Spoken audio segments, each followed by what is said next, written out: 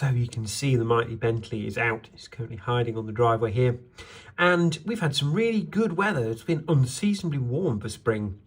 But of course, now the nice car is out. Look, look, it's hailing. Really? Really?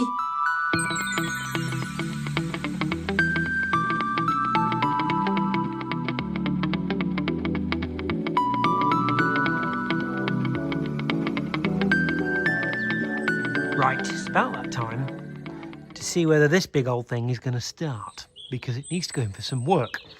So, power's on, got the key.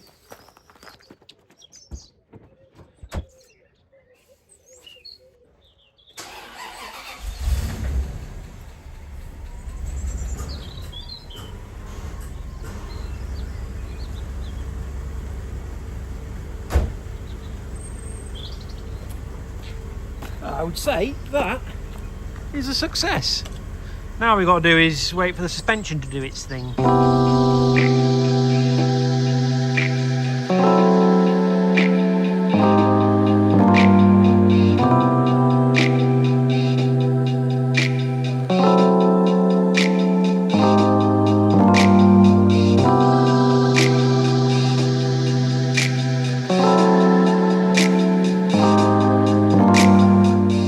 Now to check there's plenty of fluids in your Bentley. Well, if there's not, it won't do this. There's some interesting spots and colours here, but that's not a massive problem, because the reason I'm getting the Bentley out is not just because it's spring, but because it's going off to Starmans once again for a whole list of things. So let's go and have a look at all the things that need doing on the Bentley again. So as you can hear, she is ticking away.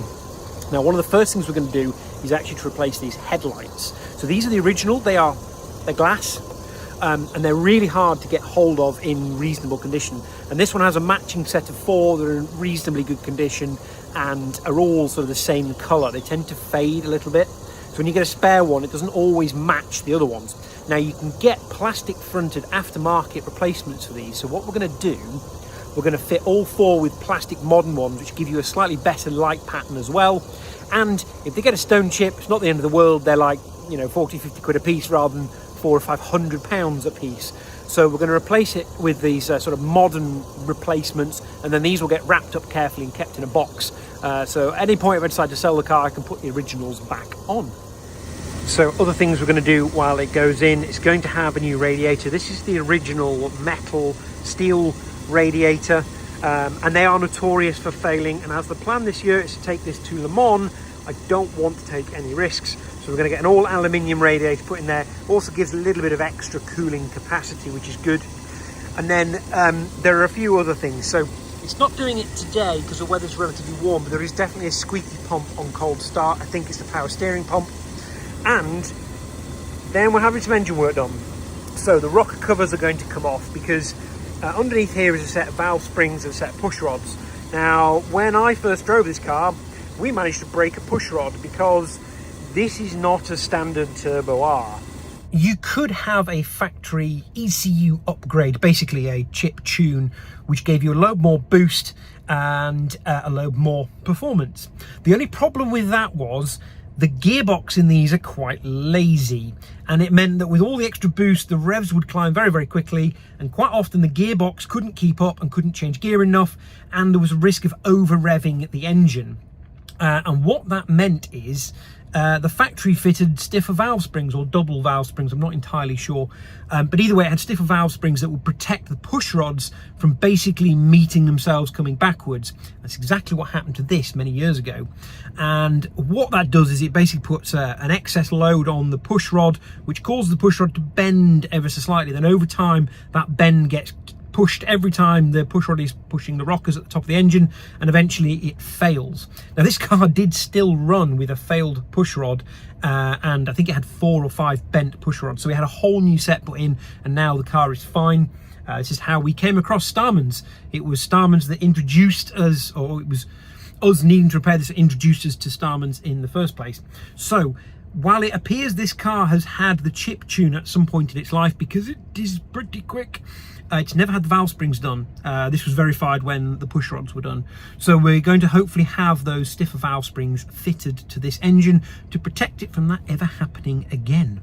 So one other issue we need to resolve, this has lovely Pirelli tyres on it with loads and loads of tread, but the date code on these, if I read that right, that's 3rd of the 4th, 13, or the 4th or 3rd, depending which way around it is. I'm assuming it's 3, 4, 13.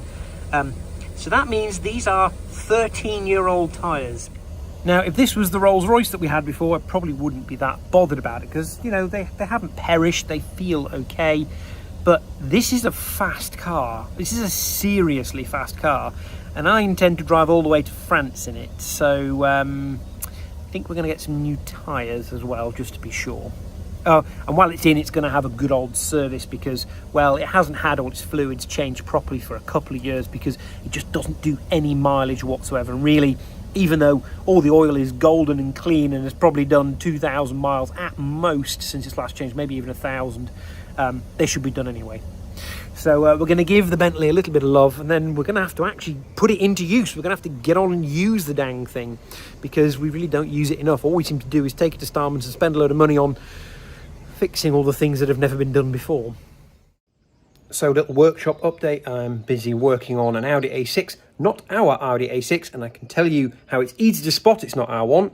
So I'm underneath the back of this Audi, and if I turn this wheel, it turns the other wheel. Yes, if you hadn't guessed, this one is a Quattro. So this is a four-wheel drive Audi A6 2.7 V6. And it's the Le Mans edition, which has the same S-line interior that ours does, and it has a rattly heat shield, which I'm trying to rectify, because that is what's supposed to be holding the heat shield on, and it doesn't. So now this is what's going to hold the heat shield on, together with this slightly Heath Robinson setup over here. So I've got a very small, it's sort of a panhead Allen key bolt going through, because the tyre sits in the wheel well here. This is where that heat shield bolt should be, and it broke away and it pulled the bodywork with it, which is nice. And what I don't want is a hex head bolt that's got sharp edges digging into the spare tyre that sits in here. So the Allen key is sort of taped in so that it stays in place, because I can't be up here and under here to bolt it all up at the same time.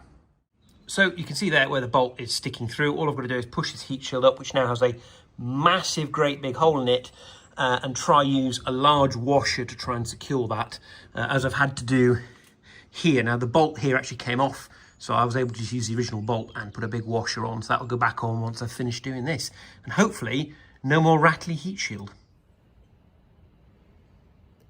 Just like that. That's it. We have a nice solid unrattly heat shield. That's all for this episode of Automotive Tales. Join us next time when the Bentley is back and we're cleaning Crown Vics. Quite a mouthful.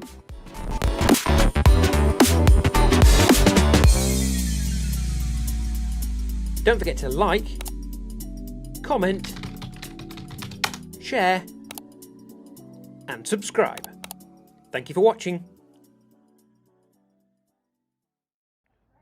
Just, you know, an everyday driveway occurrence at Automotive Tales.